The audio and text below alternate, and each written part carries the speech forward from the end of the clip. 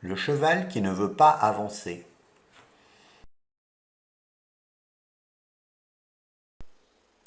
Alors ici, on voit un cheval qui refuse totalement d'avancer.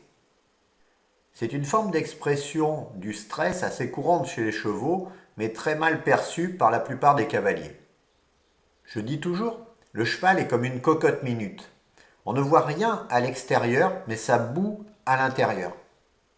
Je suis Laurent Fumet et j'accompagne les cavaliers qui ont des chevaux spéciaux qui ne répondent pas aux méthodes traditionnelles, pour les transformer en quelques séances seulement. Si tu veux en savoir plus, ça se passe dans le groupe des cavaliers hypnotiques. Profites-en, c'est gratuit. Tu trouveras le lien sous cette vidéo. Cette personne va monter.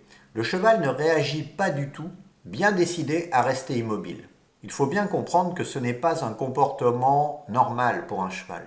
Les chevaux sont plutôt des animaux de fuite. C'est la fuite qui les libère. La cavalière prend le temps de se faire accepter. Elle bouge un peu. Ensuite, elle le met dans l'inconfort avec sa jambe, mais il ne réagit pas. Ce n'est visiblement pas la bonne méthode. Ce genre de cheval ne comprend pas pourquoi on met les jambes. Donc, elle va essayer une autre méthode, la flexion latérale. Remarquez comment elle prend et rend avec ses rênes. Elle ne reste pas en tension. Et du coup, elle obtient la flexion. Et elle relâche immédiatement. Même chose de l'autre côté. C'est une première victoire. Elle commence à l'éduquer aux aides. Elle lui demande de rester incurvé et le cheval se relâche. Les flexions latérales, codifiées par François Baucher au XIXe siècle, ont un effet formidable sur les chevaux. Progressivement, le cheval accepte d'avancer d'un pas et elle le remet immédiatement au repos. Quelques secondes après, elle redemande et le cheval bouge ses postérieurs.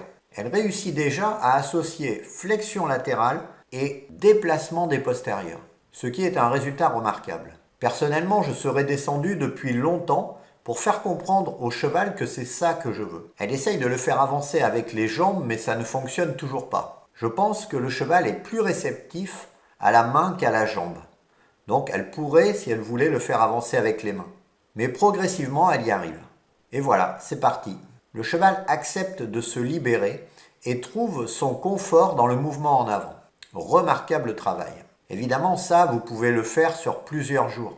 Voilà, j'espère que cette vidéo vous aura plu et si vous voulez plus de conseils, ça se passe dans le groupe des cavaliers hypnotiques et c'est gratuit.